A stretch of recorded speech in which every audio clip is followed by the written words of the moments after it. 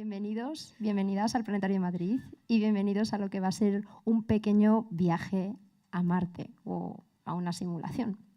Soy Jennifer García Carrizo, como comentaba Telmo, y en mi caso tengo un perfil quizás un poco extraño, porque probablemente cuando pensáis en el espacio pensáis en ingenieros aeroespaciales, pensáis en personas que han estudiado, pues, por ejemplo, ciencias planetarias.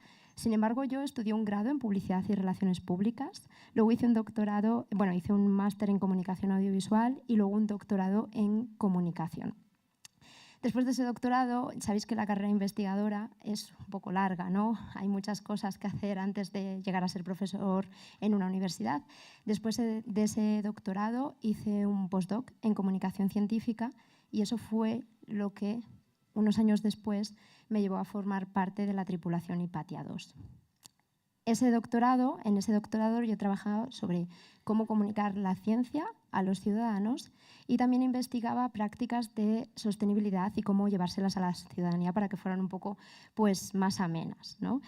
Entonces, en un momento dado había una estadística que me movía a cambiar, que era esta que veis aquí, y es que solo el 11% de las personas que han ido al espacio son mujeres. Y solo el 7% de las personas que han hecho una caminata espacial, es decir, que han salido fuera de la ISS o de una nave espacial, eran mujeres. Este es para mí, ¿no?, un porcentaje que merece, pues, equilibrarse o que tenemos que repensar.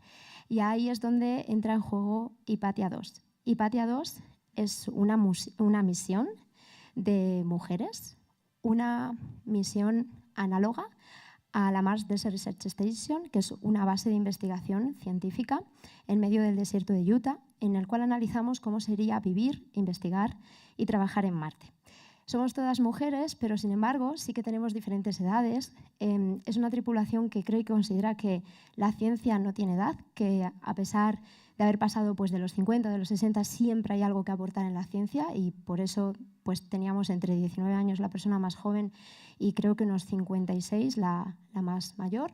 Y aparte de eso, todas nosotras éramos de diferentes disciplinas. Había desde matemáticas a doctoras en ciencias planetarias, geólogas, pero también había personas vinculadas al mundo del arte o, como yo, de la comunicación, porque consideramos que todas las ciencias tienen que caminar de la mano para poder avanzar en cualquier ámbito, ¿no? En este caso, en el ámbito de la exploración espacial.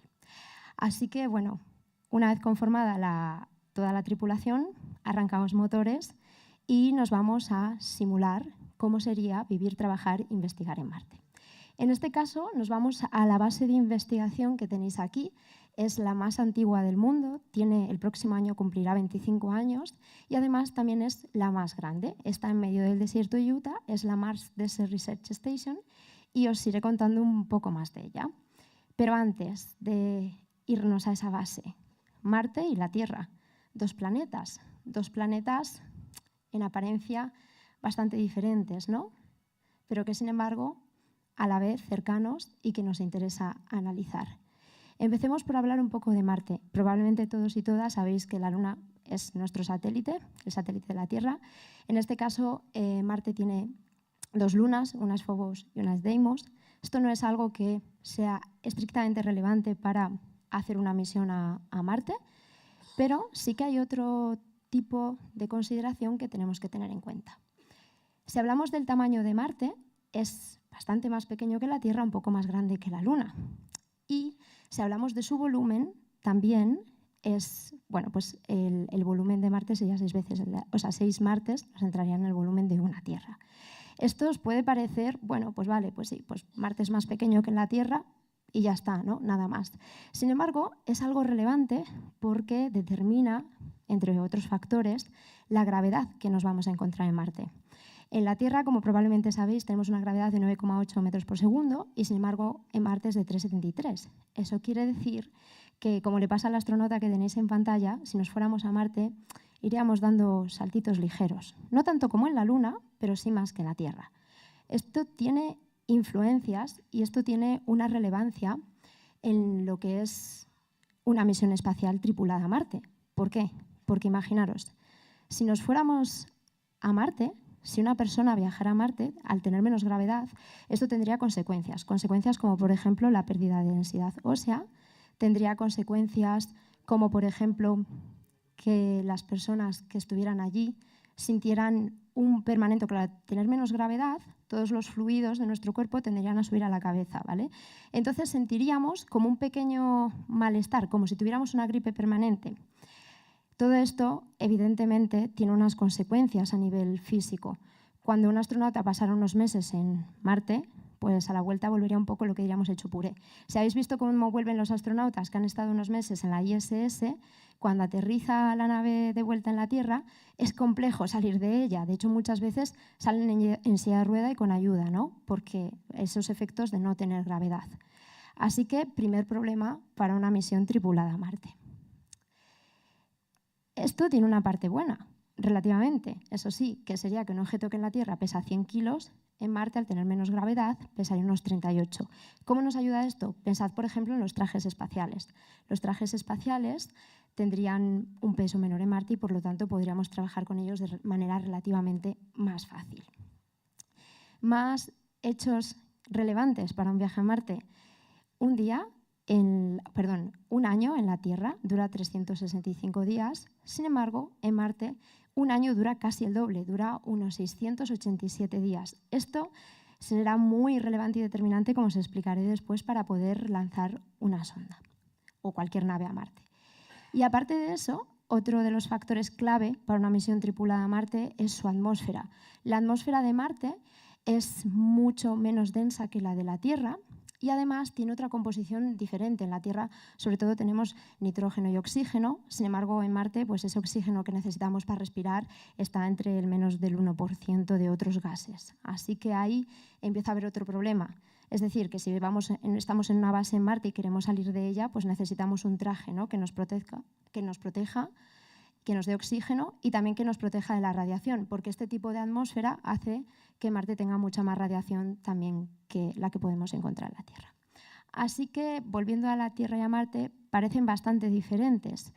A priori, no sé si alguien se querría ir a vivir a Marte por aquello del planeta B. Muchas veces cuando se habla de Marte como ¡wow! Planeta B, nos cargamos la Tierra y nos vamos a Marte. Ya ves tú qué problema.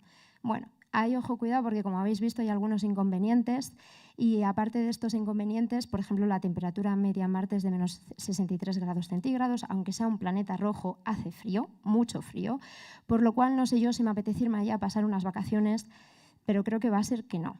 Al final, Marte no es un planeta al que escapar si nos cargamos la Tierra, tenemos que cuidar y proteger a la Tierra. Digamos que Marte es un lugar para investigar, para estudiar. De hecho, si nos vamos a cómo era hace 4.000 millones de años Marte, era así, un poco más similar a la Tierra de lo que es hoy en día. Eso no quiere decir que la Tierra vaya a terminar siendo igual que Marte, pero sí que hace o pone de relevancia por qué nos interesa estudiar Marte. Nos interesa estudiar Marte para comprender cuál ha sido su evolución, para comprender cómo el sistema solar evoluciona y para poder comprender también la Tierra, ese planeta, ¿no?, en el que vivimos. Por eso, en la Tierra, ya que hemos llegado a Marte, pero nunca ha ido de momento un humano, y para eso, antes de irnos a Marte de verdad, por así decirlo, en una misión tripulada, necesitamos entrenar. Esto es como un partido de fútbol. Tú no sales allí, das 4 patadas al balón y ya está.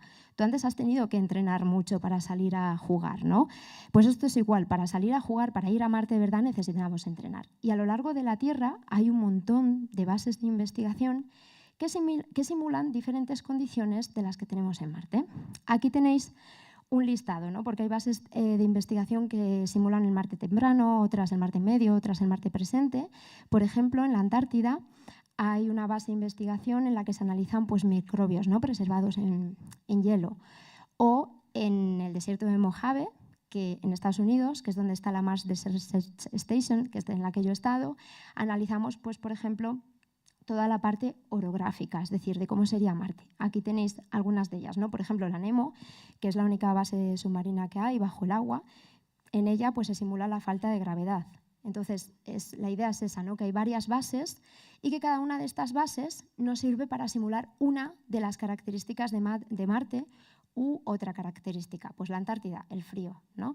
Pensad que sería muy difícil encontrar un lugar en la Tierra en la que pudiéramos simular todas y que hay aspectos como, por ejemplo, la ausencia de gravedad, que si no nos vamos debajo del agua, pues no podemos simular. En ese sentido, estas imágenes que tenéis aquí, excepto la de arriba a la izquierda, que está ahí el Curiosity haciéndose un selfie, todas las demás son del desierto de Mojave. Si os fijáis, no es que Marte sea quizás ese planeta súper rojo, ¿no?, que tenéis en mente. Marte rojo es en algunas zonas, pero no completamente. Es un imaginario, ¿no?, que hemos construido. Si os fijáis, el espacio del desierto de Mojave, que son el resto de las fotografías, es donde está un poco más al norte del desierto de Monument Valley y el Gran Cañón, que quizás tenéis en mente.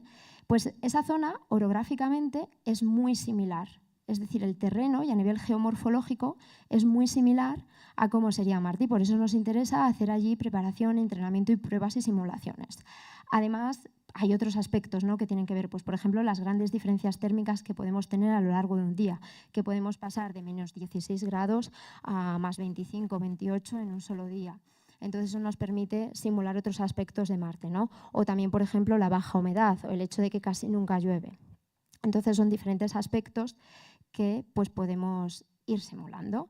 Y ese es el motivo por el cual ese desierto de Mojave o el desierto de Utah, aunque no es exactamente lo mismo, se elige para establecer esta base en el 2001 y empezar a hacer ciencia en ella. Evidentemente la base no siempre fue así, pero os iré contando un poco más de la historia. De momento quedaros con que en la actualidad la base tiene una serie de módulos principales. Uno es la RAM, que es el de la izquierda del todo. Ese es una especie de taller donde arreglamos las cosas que se estropean. Pensad que si se nos rompe algo, no podemos llamar a ninguna empresa de, oiga, usted tráigame un tornillo, sino que todo lo tenemos que tener en la RAM y tenemos que ser capaces de solucionar la ingeniera de la tripulación en concreto cualquier problema que pueda surgir, ¿no? Pues, por ejemplo, el sistema de ventilación, de calefacción, demás. El módulo central es el hub, es el espacio en el que vivimos, en el que dormimos, en el que comemos, en el que se hace deporte. Hay un pequeño invernadero en el cual desde semillas se han ido plantando plantas que van pasando tripulación tras tripulación. Digamos que es el legado, ¿no?, que una tripulación deja a la siguiente. El Science Dome es un domo científico en el que se hacen los experimentos y el observatorio solar arriba a la derecha en la esquina. Entonces, bueno, esos son como los módulos principales. Evidentemente, como os decía, la Mars Desert Research Station no siempre fue así. De hecho, aquí está en los años 2010 aproximadamente y como veis hay algunos cambios. El invernadero no siempre fue, como es ahora. Inicialmente era circular hasta que lo devastó un incendio y hubo que reconstruirlo y se decidió que quizás esa no era la forma más óptima. Y si os fijáis, arriba a la izquierda, y esto es historia de la Mars Desert Research Station, ahí estaba el observatorio solar que ahora encontrábamos en la otra punta de la estación. Volveremos sobre ese espacio. Este es el hub. Ahí tenéis en la parte superior del hub, en las fotografías de arriba, en las que está pues, la mesa donde se come, se trabaja, digamos que es, entre comillas, la única mesa de la Mars Desert Research Station. A la derecha tenéis un modelo de habitación de la base, son habitaciones individuales. Pensad que cuando nos vamos a estas bases de investigación, la habitación es el único espacio íntimo, privado, entre comillas, por decirlo, que tenemos. Y abajo son la zona donde se guardan los trajes de simulación y donde también hacemos ejercicio. Porque sí, toca hacer ejercicio. Sabréis, por esto que hemos hablado de la falta de gravedad, los astronautas tienen que entrenar al menos 10 horas por semana para no perder masa muscular y aún así siguen perdiendo masa muscular. Tendrían que entrenar muchísimas horas, tantas que al final no les daría tiempo a trabajar ni a cuidar su salud mental para no perder esa masa muscular. Entonces, pues nosotras también en las bases de investigación y en las misiones simuladas tenemos que hacer ejercicio. Si volvemos a cómo es el día a día de una misión tripulada, simulada, pues está muy organizada. Pensad que en el espacio cada minuto, cada segundo cuenta y si estamos simulando y estamos jugando, ¿no?, entre comillas bien, tenemos que tomárnoslo en serio. Así que nos levantamos a las 6:30 de la mañana, hacemos entre media hora y una hora de deporte, desayunamos y después de desayunar tenemos 4 horas de trabajo. 4 horas de trabajo en la base o fuera de ella. Luego volvemos, comemos, seguimos investigando otras 4 horas, terminamos, hacemos todos los reportes diarios, tenemos 2 horas de internet al día y vienen justo ahí después de esas 4 horas de trabajo de la tarde. Tenemos 2 horas en las que nos conectamos al mundo, ¿no?, y tenemos conexión con internet. Se usan para hacer reportes, para trabajar y para, pues, por ejemplo, pedirle a control, a tierra, qué es lo que vamos a hacer al día siguiente. Y después de eso cenamos, nos vamos a la cama y día siguiente. Así que ese es nuestro día. Como veis, no queda mucho espacio para aburrirse. Puede parecer que sí, pero os prometo que de los 3 libros que me llevé a Marte, entre comillas, pues no me dio tiempo a empezar ninguno. ¿Tiempo libre? Esto siempre me lo preguntan, sobre todo los niños y las niñas en las escuelas. Pues a ver, os diré que hay poco. Si computamos el deporte como tiempo libre, vale. Lo que pasa es que a las 6 de la mañana hay días que uno se hace duro, porque pensad que en esas 4 horas que tenemos luego de investigación, si salimos fuera 4 horas con trajes que pesan 15 kilos. Entonces ya es como que, bueno, pero digamos que nos lo pasamos bien haciendo deporte. ¿Qué más tiempo libre hay? Bueno, pues ahí, por ejemplo, tenéis a mi compañera Ana ilustrando un libro que acaba de publicar además sobre nuestras aventuras en la Mars Desert Research Station. Y también, pues no os voy a mentir, era el cumpleaños de Elena y aunque en la Mars Desert Research Station no se pueden usar velas, lo cierto es que aprovechamos y lo celebramos. Entonces, bueno, algún tiempo queda, ¿no? Y sobre todo, y aquí haciendo un pequeño parón, y ya que soy de ciencias sociales, pues un poco saltándome las normas, ¿no?, de lo que son estas conferencias, hablar un poco de la importancia del arte. No teníamos tiempo libre como tal, pero sin embargo, curiosamente, en la misión nos íbamos encontrando con pequeñas cosas que nos hacían pararnos y reflexionar. Un día estábamos en una EVA y nos encontramos esa fotografía que tenéis a la izquierda del todo. Es un pequeño dispositivo, era una instalación artística en la que tú te veías reflejado y que alguien había puesto allí en la mitad del desierto, ¿no? Entonces, en cierto modo, es verdad que es algo que te saca de la simulación porque dices, wow, elemento humano que alguien ha puesto aquí, vaya, a lo mejor sí que sigo en la Tierra, pero a la vez era una manera de reconectarnos, ¿no?, de tener un elemento distintivo que nos hacía recordar la importancia de, bueno, pues de la Tierra. Una de las cosas muy curiosas que pasa a los astronautas cuando se van al espacio y que curiosamente te pasa en una misión simulada de 15 días, que tú dices, bueno, pero si es que 15 días no es nada, ¿no?, es que muy rápidamente sufres lo que se llama desconexión con la Tierra. Muy rápidamente te olvidas de tus seres queridos, de cómo era la Tierra y simplemente estás en un entorno que es todo el rato igual y que no hay nada y te olvidas de la civilización, ¿no?, de lo humano, de lo más corriente. Pensad que en mitad del desierto de Utah, pues hombre, muchas plantas tampoco es que haya, ¿no? Nosotros tenemos un invernadero en el que en este caso pues había girasoles, ¿no? Yo me acuerdo de esa fotografía que hizo una de mis compañeras y dije, qué bonita la naturaleza. Y el hecho de que haya un invernadero en las misiones, bueno, en este caso en mitad del desierto de Utah y que estemos simulando con un invernadero es porque nos permite, por un lado, comer fruta y vegetal, bueno, fruta no, pero algún pequeño vegetal pues natural, ¿no?, que eso es maravilloso porque pensad que nos pasamos toda la misión comiendo comida deshidratada. Y luego también porque te permite una conexión, ¿no?, con el mundo real, con la Tierra. Recordad esa parte de la naturaleza. Está estudiado que a los astronautas una de las cosas que más placer les da es regar las plantas en la ISS, las plantas, ¿no? Entonces, a mí era algo que me parecía bonito. Y otra de las cosas que hicimos durante la misión, vinculadas con el arte, es esa cruz que tenéis ahí. Es una especie de marca que hicimos con el Día del Motivo de la Mujer y la Niña en la Ciencia, el 11 de febrero. Nosotras estábamos allí y se nos ocurrió que era interesante mezclar lo que era el arte con la ciencia y crear una especie de cruz en mitad del desierto de Utah. La montamos con los trajes que tenemos que llevar y que un satélite, conseguimos una colaboración con Opes Cosmos y que un satélite pasara por encima y captara desde el espacio esa cruz. Entonces nos parecía algo, pues una manera, ¿no?, de unir arte. Y aquí, bueno, pues sí, esa cosa llamada desconexión tan importante y tan absurda a veces como es el ocio, ¿no? Muchas veces me preguntan en los colegios, en los institutos, sobre todo los niños más pequeños que nunca tienen miedo a preguntar nada, ya, pero ¿qué sentido tiene la música en el espacio? ¿Qué sentido tiene la comunicación y el arte? Bueno, pues os diré que de las noches más bonitas que yo creo que como tripulación recordamos fue aquella en la que Elena y yo nos pusimos a imprimir unos pequeños aliens en una impresora 3D que teníamos, se los escondimos al resto de las compañeras y se pasaron la noche buscando unos 200 aliens y astronautas escondidos por toda la Mars Research Station. Está prohibido dejar nada como tripulación, pero yo creo que algún alien se quedó por allí. Otro momento de desconexión que yo tenía era, bueno, nací y crecí mi infancia en León, desde aquí un saludo a esa tierra. Y desde el Diario de León me ofrecieron pues explicar, ¿no?, sacar como una pequeña columna todos los días sobre cómo había ido el día en la Mars Desert Station. Yo dije que sí sin dudarlo, lo que no sabía es que esas 2 horas que iba a tener de internet iban a ser muy cortas y que iba a estar yo sufriendo para llegar a tiempo a entregar en todas las tareas que tenía que hacer y además la columna. Así que me tenéis ahí despeinada 4 días sin ducharme. Hay gente que dice que salgo bien en la foto, no estoy muy de acuerdo, pero me parece entrañable porque me recuerda a una compañera abriendo la puerta diciendo: Jenny, ¿que has enviado ya la columna al diario de Loni? Es como, estoy en ello. Pero era una manera de conectar Marte y lo que estaba viendo con la Tierra y de no olvidarme de dónde venía, ¿no?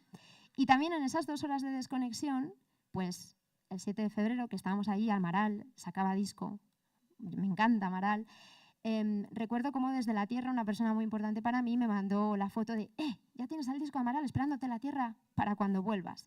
Entonces esas cosas tan absurdas, pero que a la vez te hace tanta ilusión, sobre todo cuando estás lejos de la Tierra y de las personas que tú quieres, ¿no? Y me parecía que esto, como un perfil de ciencias sociales en el planetario, que es algo extraño, pues había que ponerlo en valor.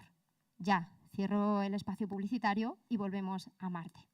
Evidentemente, como hemos dicho, si estamos en Marte y estamos simulando que estamos en Marte y queremos salir de la base, tenemos que salir con trajes espaciales para, 1, no morir con la radiación, 2, también con temas de presiones, ¿vale? Simularíamos esa parte, y 3, poder respirar. Estos trajes, como veis, son el mono este que llevo y además luego ponemos una especie de casco y una mochila. En total pesan unos 15-16 kilos, llevamos unas radios, unos geolocalizadores. Es verdad que no son similares ni siquiera estéticamente a los trajes estos blancos que estéis acostumbrados, ¿no?, que llevan los astronautas en la ISS. Pensad que esos trajes son muy caros, valen millones de euros y que se reservan para las personas que van a hacer una misión espacial de verdad al espacio. Hay muy pocos además. En el resto de las misiones análogas entrenamos con esta tipología de trajes. Son trajes, pues evidentemente, más baratos, pero que aún así sí que ayudan a entrenar determinados aspectos, ¿no? Pues, por ejemplo, limitan la movilidad. Tú en el espacio no puedes hacer lo que quieras con un brazo, sube y baja así. Si yo necesito mirar alrededor de mí, tengo que girar todo mi cuerpo porque el casco me limita la visión, ¿no? Entonces, todo ese tipo de aspectos se simulan, ¿no? Por ejemplo, los guantes que llevamos, que son como unos guantes de nieve, puede parecer algo muy sencillo, pero cuando tú estás intentando trabajar con, pues yo qué sé, con una cámara, ¿no?, muy pequeña, con algo ligero, pues de repente se vuelve una odisea, porque claro, pues tú con un guante sacar una batería y meter una batería en una cámara que está diseñada para abrir y cerrar con las uñas, pues empieza a complicar el asunto. Entonces, ese tipo de trajes, si bien son diferentes, nos permiten simular algunos aspectos y sobre todo el gestionar el tema del peso, ¿no? Pensad que, pues eso, que pesan 15 kilos y que cuando hacemos una salida extravehicular, esas salidas, también llamadas EVAs o actividades extravehiculares, esas EVAs duran mínimo 4 horas.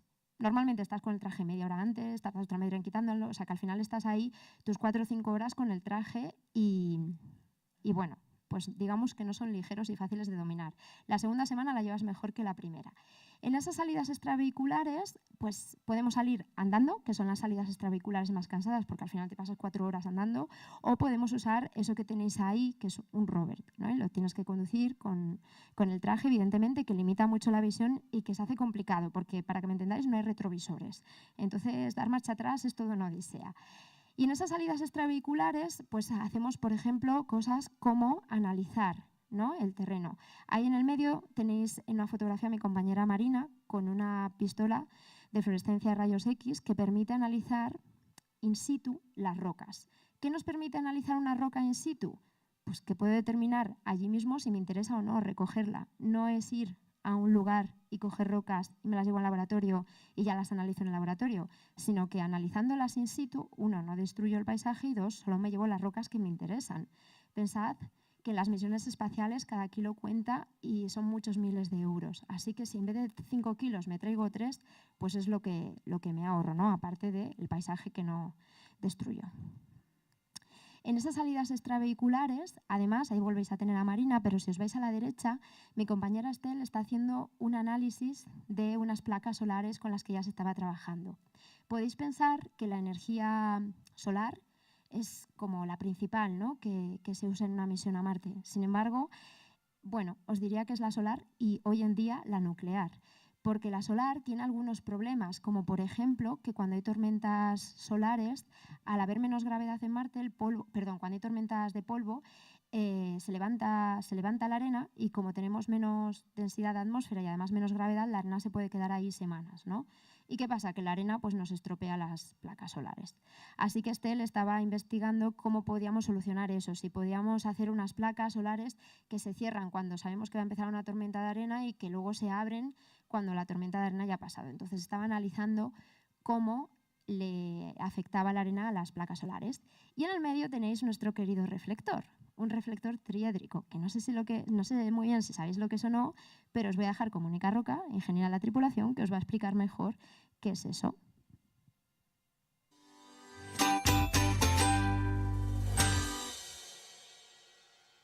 Hola, soy Mónica Roca y Parisi, soy ingeniera en telecomunicaciones y electrónica por la UPC. Aquí en esta misión IPATIA 2 soy la Mission Specialist y también como ingeniera, pues entre todas hemos montado este reflector triedro que sirve para la calibración de algunos instrumentos de satélites de observación de la Tierra, que de la misma manera que están alrededor de la Tierra, podrían en su día estar alrededor de Marte tomando medidas de las características marcianas.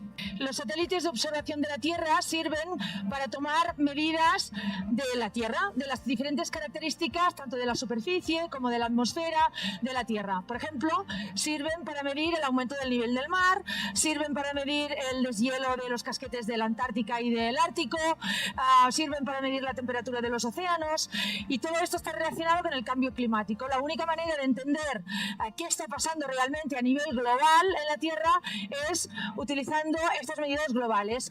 Está claro que podemos hacer medidas concretas en puntos concretos, pero para tener una visión global de cómo se está calentando la Tierra, lo más adecuado es utilizar satélites de observación de la Tierra. Entonces, para que estas medidas sean exactas y sean precisas, es importantísimo, es necesario el calibraje o la calibración de estos instrumentos. Si no, sería como utilizar una regla que no está bien calibrada. Las medidas que estaríamos tomando no serían ni correctas, ni serían exactas o no serían precisas. El haber montado este reflector, que como podéis ver es bastante grande, ha sido un trabajo de equipo de toda la tripulación. Yo creo que ha sido un trabajo muy exitoso y lo vamos a ver pronto cuando pase por aquí encima el satélite y podamos analizar los datos que nos da el satélite.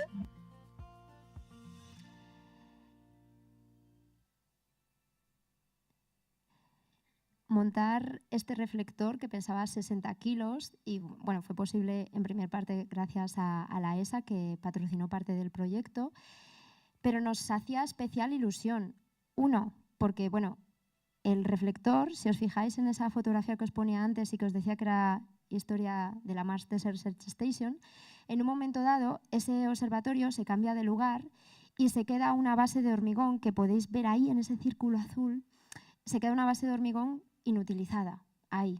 Entonces, bueno, una de las propuestas que hizo Mónica a la Mars Desert Research Station fue ¿por qué no montamos ahí nuestro reflector? En la MDRS, en la MDRS, una de las normativas que hay es que las tripulaciones todo lo que llevan, todo lo que llevan a la base se lo llevan, no se queda nada en la base. Entonces tuvimos que solicitar una serie de permisos para que el reflector se pudiera quedar ahí para siempre, nos los concedieron y bueno, pues nos llenaba de orgullo, ¿no? La parte de poder montar una instalación fija que se queda para siempre, que es funcional, que sirve para calibrar satélites de observación de la Tierra, como por ejemplo el Sentinel, que se ha lanzado hace unas semanas, que os sonará. Y además de eso, bueno, pues a ver, eran 60 kilos de reflector que había que montar con traje de 15 kilos en lo alto de una colina, que no era nada sencillo y bueno, a veces decíamos, wow, lo vamos a conseguir, va a funcionar o no, ahora la antena no pilla, no funciona, pero al final lo montamos, lo conseguimos y estamos muy orgullosas. Yo creo que Mónica, además, como líder de ese proyecto, puede estar muy orgullosas, bueno, pues de demostrar que las mujeres también podíamos hacer ese trabajo físico, ingenieril y de ciencia. Y nada, ya sabéis un poco más de historia de la Mars Desert Research Station, porque mucha gente de las tripulaciones pasaba por ahí y no sabía ese bloque de hormigón que había habido ahí antes.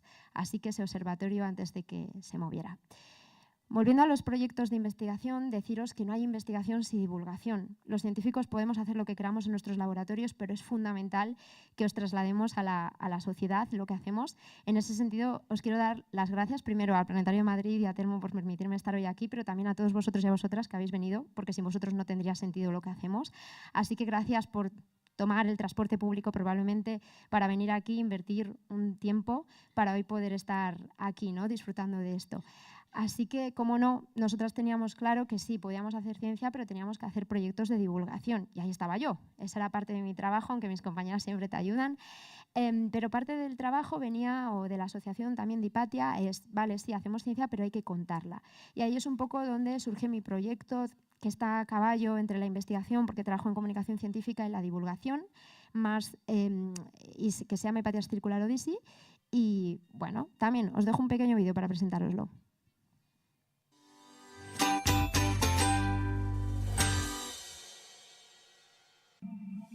Hola, soy Jennifer García Carrizo, investigadora de la Universidad Rey Juan Carlos y miembro de la tripulación Hipatia 2. Te doy la bienvenida a Hipatia Circular Odyssey, un proyecto de investigación en el que analizo cómo sería una misión sostenible en Marte. Estoy en la Mars Desert Research Station, una base de investigación en medio del desierto de Utah, los Estados Unidos. Aquí he realizado un tour virtual para que tú puedas visitarla, tanto en su interior como en el exterior.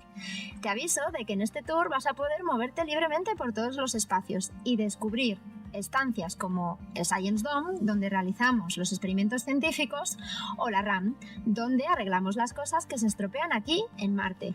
Además, verás varios vídeos en los cuales podrás descubrir diferentes prácticas sostenibles que toda la tripulación de Hipatia 2 hemos implementado aquí, como por ejemplo utilizar un compostador o reutilizar el agua del fregadero para regar nuestras plantitas.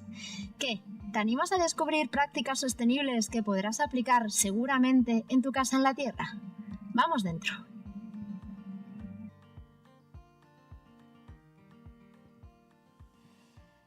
Como os decía, uno de los objetivos que tenía era cómo trasladamos las prácticas de la sostenibilidad a la gente sin aburrirles, contándoles siempre lo mismo de hay que reciclar. Y a mí ahí el espacio me pareció una oportunidad inmensa. Pensad en las distancias espaciales, ¿vale? Pensad en que, de hecho, si yo mando un mensaje desde Marte a la Tierra, lleva un retraso, una latencia de entre 6 y 44 minutos, unos 20 minutos, normalmente cuando estamos en simulación, ¿vale? Pensad que si yo quiero ir de la Tierra a Marte, eso me va a llevar entre unos 6-7 meses de viaje, la ida, luego estaré allí unos 2 años investigando y trabajando, y luego tendré que volver otros 6-7 meses de viaje total, que al final son unos 3 años de viaje mínimo. Yo no me puedo llevar todo lo que necesito en una nave espacial, no me puedo llevar todo el agua, no me puedo llevar todo el oxígeno, no me puedo llevar toda la comida, y en ese sentido, como voy a necesitar una cantidad inmensa de recursos, la sostenibilidad es clave porque tengo que hacer un enfoque, tengo que hacer el enfoque de que todo lo que yo me lleve conmigo sea reutilizado hasta la saciedad. De hecho, ir a Marte, ya que hago un breve inciso, ¿no? Si recordáis, os decía que Marte un año era más largo en Marte que en la Tierra, ¿no? Ambos giran alrededor del Sol, la Tierra y Marte, pero lo hacen a diferentes velocidades y en diferentes órbitas. Entonces, claro, ¿qué ocurre? Que si yo quiero lanzar algo, un objeto, llamémosle objeto, desde la Tierra a Marte, tengo que hacer una serie de cálculos matemáticos que no son del todo sencillos porque no es, ay, mira, lo lanzo y ya está, ya llegará. No, tengo que calcular para empezar dónde va a estar Marte en 7 meses, no dónde está hoy en día. Entonces, ese es el primer cálculo matemático que tengo que hacer, ¿no? ¿Dónde va a estar en 7 meses para buscar el momento para lanzarlo? Pero es que además, esto es una simulación que, bueno, en este caso esta simulación dura 5 minutos, la podemos llevar al infinito, ¿no? Pero si os fijáis, como se mueven a diferentes velocidades, hay un momento óptimo en el cual tiene sentido lanzar el satélite, pero no o el satélite o el objeto, ¿no?, que queramos lanzar, pero no cualquier momento es el mejor. Entonces, las matemáticas tienen que calcular ese momento. Por eso os decía que ir a Marte no es como, sí, ya está, en cualquier momento yo lanzo un objeto y llega, sino que hay que calcular el momento óptimo para que el trayecto dure 7 meses y no acabe durando más. Además, las órbitas en el espacio son elípticas, por lo cual hay que tener cuidado porque ahí veis que hemos lanzado el satélite y ha llegado perfectamente. Pero, ojo, a ver si me voy a equivocar de momento y lo vamos a perder. Entonces, es importante hacer todos esos cálculos matemáticos y no son todos los momentos que queremos los más óptimos. O sea, cuando hablamos de un viaje a Marte de 7 meses, estamos hablando de en el momento más óptimo, no en cualquier momento. Por lo cual, en un viaje a Marte o incluso en un viaje a la ISS, en cualquier viaje espacial es fundamental que concibamos todos los residuos como recursos, que no existan residuos, que todo sea un recurso que a mí me ayude a generar algo, ¿no? Y ahí es donde entraba o donde entra un poco toda esta historia de la economía circular, de antes de yo tirar algo, antes de reciclarlo, tengo que hacer muchas más cosas con ello, porque si no, pues tengo un problema, ¿no? Lo que decimos. Aquí es donde desarrollé un poco el proyecto, usaba cámaras 360, que son este tipo de cámaras, no sé si alguna vez la habéis visto, pero tienen doble lente y entonces te permiten captar pues un poco lo que tenemos aquí en el planetario, ¿no? Poder ver 360 a tu alrededor todo lo que está pasando. Y con estas cámaras tomas imágenes como estas, evidentemente esta imagen no está en 360, es decir, no está unida, pero son imágenes como panorámicas para que me entendáis. Aquí tenéis algunas del invernadero y luego las vas montando y puedes crear ese tour virtual. Aparte de las imágenes, otra cosa que necesitaba era, vale, ¿cómo hago que la misión sea más sostenible? Entonces, pues aquí, en primer lugar, una de las ideas que yo tenía era, vale, lo poco que tengamos orgánico, los desperdicios orgánicos que tengamos, como por ejemplo, sobre todo los desperdicios de hojarasca o elementos orgánicos que se quitan del invernadero, ¿qué hacemos con ellos? Porque no vamos a tirarlos, ¿no? Podremos hacer algo.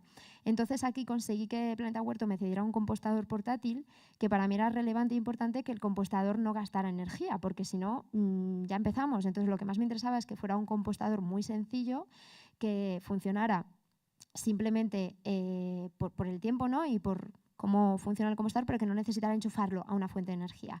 Entonces, este es un compostador en el cual tú vas poniendo los residuos orgánicos, no puedes tirar huesos, no puedes tirar pelos, no puedes tirar heces, pero pensad que, por ejemplo, huesos, la comida que se come es deshidratada, entonces no vamos a tener o tampoco vamos a tener espinas, ¿vale? Entonces ahí sí que vamos tirando y es verdad que nuestra misión duraba 15 días, el compostador necesita 3 semanas para darte abono, el típico abono que tú podrías echar en las plantas, pero lo bueno del compostador es que a los 2-3 días me daba ese té de compost que veis ahí en la imagen, que me permitía regar, me permitía fertilizar, ¿no? Las plantas, como abonarlas. Entonces era una manera de reutilizar esos residuos.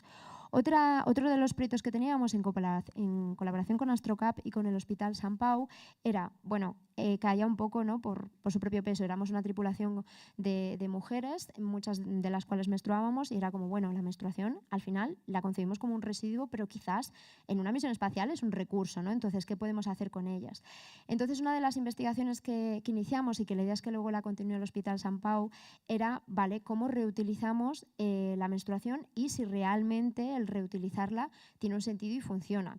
Históricamente, probablemente, quizás vuestros abuelos, vuestras abuelas, incluso personas que estáis aquí, me diréis, pues que yo la menstruación ya la he usado para regar las plantas y esto se sabe y es sabiduría popular.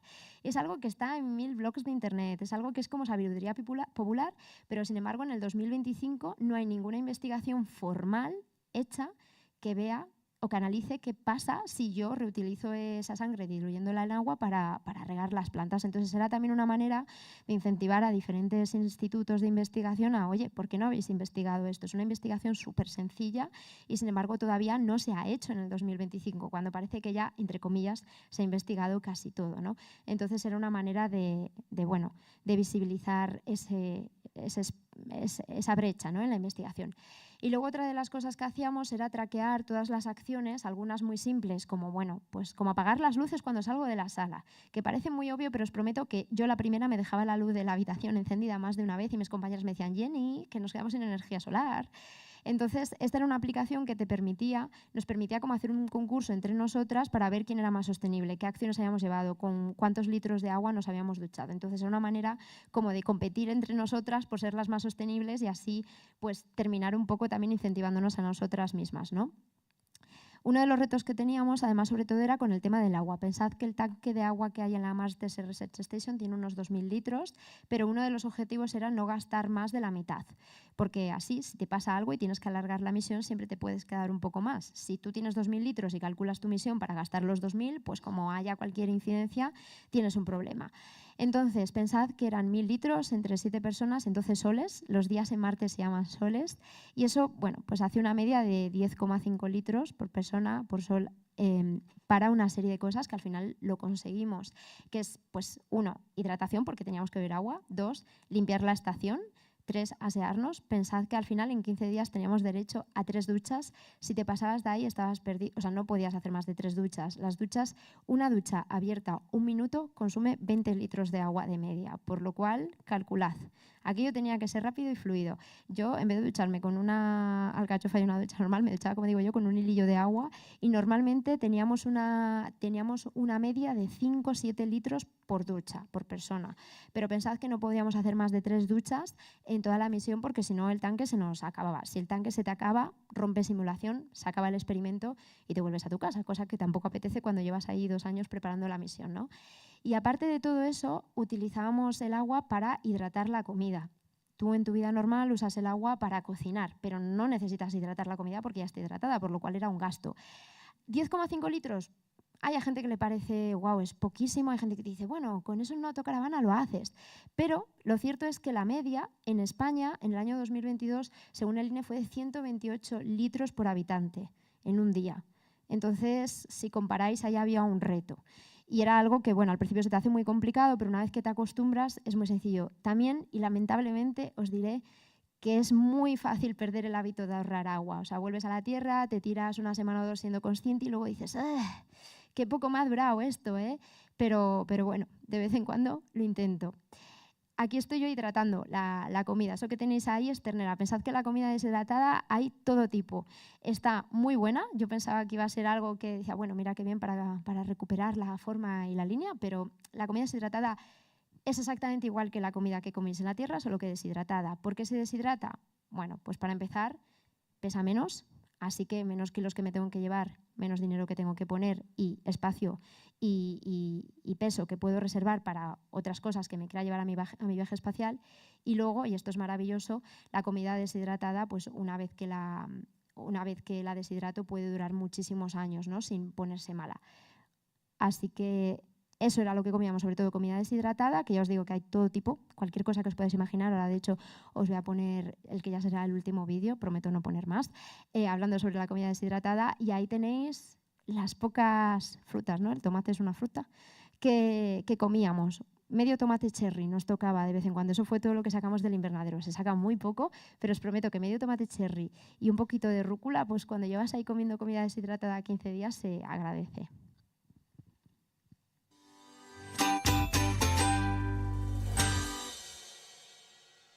Hola, soy Jennifer García Carrizo, investigadora de la Universidad Rey Juan Carlos y miembro de la tripulación Hypatia 2. Estoy en la cocina de la MDRS para explicaros qué come un astronauta.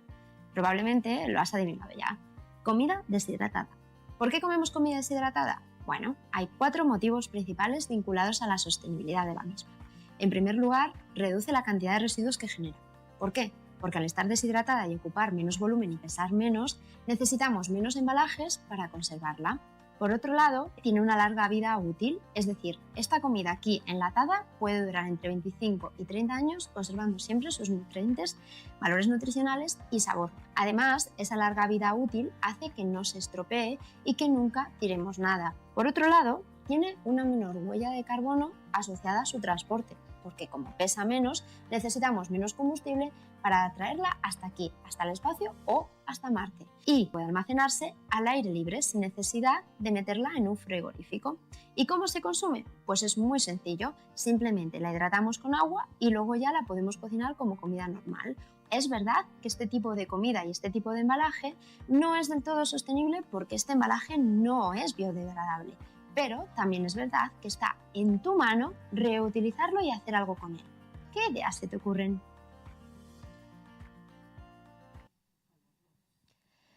Bueno, como veis, los vídeos por lo general terminan con una pregunta, ¿no? Incentivando a la gente a que piense, también porque están un poco diseñados para que sean utilizados por todos ellos forman parte de Hypatia Circular Odyssey y la idea de ese proyecto es que sean utilizados pues, por los profesores en las escuelas, ¿no? Entonces hay un apartado dentro del proyecto donde podéis verlo, en ese código vídeo lo tenéis. Y antes de concluir, porque me queda ya nada para terminar, sí que contaros y poner un poco en valor que, claro, al final, muchas veces los niños pequeños me dicen, pero tanto trabajo para 15 días. Y es como, pues sí, eso es el resultado de las misiones espaciales y de muchas cosas en la vida. Tanto trabajo para 15 días o a veces para 30 segundos, para 40, depende de lo que hagas, ¿no? En este caso sí que quería poner un poco en valor toda la trayectoria, ¿no? Porque al final el proyecto tú a veces presentas los resultados o en la ciencia se presentan los resultados, pero no se ve todo el trabajo que hay detrás. Pensad que a mí me seleccionaron para formar parte de este proyecto en marzo de 2024 pero la candidatura se empezó y todo el proceso de selección inició en diciembre de 2023 y desde entonces pues, han ido pasando por diferentes fases. Cosas tan tontas como adivinar qué cámara te vas a llevar en una misión simulada, que no puede ser una cámara de 5 kilos, o qué trípodes vas a usar, cómo vas a combatir la arena del desierto para que no te estropeen las lentes, qué tipo de guantes vas a usar, porque con un guante de nieve, a mí cuando se me acaba la batería de la cámara 360, que es de este tamaño, para que os hagáis una idea, ¿cómo abro yo esto con un guante de nieve para cambiarle la batería? Entonces, todos esos son retos que tú tienes que pensar antes de ir a la misión. Le das muchas vueltas, haces muchísimo trabajo de documentación, hablas con expertos, con expertas, y aún así llegas allí y dices, vaya, no había pensado yo en esto. Por eso se hacen estas misiones, ¿no? de entrenamiento, por así decirlo, también para probar cosas y para que si un día vamos a Marte no lleguemos ahí y digamos, vaya, hombre, no había pensado yo en esto, sino que todo esté ya pensado. Pensad que una vez que estás allí, pues eso, te encuentras problemas que no habías imaginado, pero luego vuelves a la Tierra y tienes todo un trabajo de postproducción, de análisis de los datos que has obtenido y todo un trabajo que en este caso hasta montar el tour han sido 8 meses, ¿no? De editar, pues producir todos esos vídeos, sonido, imagen y a partir de ahí luego también tienes la difusión y la divulgación a la sociedad, ¿no? Entonces, decir que al final pues estos proyectos pueden parecer no son los 15 días que te vas allí, sino todo lo que hay antes y después. Y aquí, si queréis escanear ese código BIDI, os llevará al tour ese virtual de que os hablaba y a una serie, sobre todo si hay algún docente en el aula, os lleva como una especie de dossier informativo y una serie de cuestionarios que analizan pues, si un estudiante ha aprendido algo o no antes y después de ver todos esos 17 vídeos que forman parte del proyecto. Aquí habéis visto solo 3, pero se analizan otros aspectos pues, que tienen que ver con la gestión del agua, con el traje de astronauta. Y además también podéis ver ese tour virtual que hicimos, que os lleva de lleno a la Mars Desert Research Station y que os permite pues, visitarla, ¿no? Por dentro. Además, esto también fue algo, ¿no? que le dimos muchas vueltas desde el XR Lab, que es el laboratorio de comunicación inmersiva de la Universidad Rey Juan Carlos, que era el ¿cómo lo hacemos? ¿Hacemos un tour virtual que la gente necesite unas gafas o simplemente hacemos un tour que la gente pueda ver desde su ordenador? Y tiramos por esa opción porque pensábamos que era la manera en la que de esa manera democratizábamos de verdad que cualquiera de vosotros o vosotras pueda coger un ordenador y meterse, ¿no? Y ver cómo es la Mars Desert Research Station. Entonces ahí, bueno, pues ahí, si os fijáis, pues podéis ver toda la parte de arriba, vais encontrando diferentes vídeos en la zona que tengan que ver con la temática. Esta era, por ejemplo, mi habitación, entonces pues puedes ver las habitaciones de los miembros, puedes ir a la parte de abajo y ver y cotillar, ¿no? Un poco cómo es la base. Y hay muchos pequeños detalles, ¿no? Por ahí escondidos, así que nada, si alguno se anima pues ya me contaréis. Esa es la RAM, como veis parece ser que cierta empresa también llega allí. Y por ejemplo esto de aquí es el Green Hub, es el invernadero donde tenemos pues las pequeñas plantas, ¿no? Que como os decía se plantan desde semillas. Por aquí también podéis ver el Science Dome, que es el espacio donde se hacen los experimentos científicos. Por ejemplo, tenemos un pequeño laboratorio de análisis de rocas y también podéis ir al observatorio. Así que bueno, y ahí tenéis pues esto, que es un observatorio en este caso solar. Así que si alguien se anima, pues ya me contará qué le parece el tour. Y cerrar dando gracias, como no, por un lado, a Hypatia 2, que a mí fue la misión que me permitió ir allí. Estas misiones no son gratuitas y conseguir una plaza para poder ir a la Mars Desert Research Station para alguien, sobre todo de ciencias sociales, creo que fue todo un gran honor y lo aproveché todo lo que pude y un poco más. También agradecer a la Universidad Rey Juan Carlos, que al final pues, es quien me permitió ir dentro de mi puesto de trabajo a hacer esta misión y no tener que perder días de vacaciones, porque al final estaba trabajando, estaba investigando y estaba haciendo eso que llamamos comunicación científica. Y termino aquí, agradeceros a todos por haber venido y encantada de responder vuestras dudas.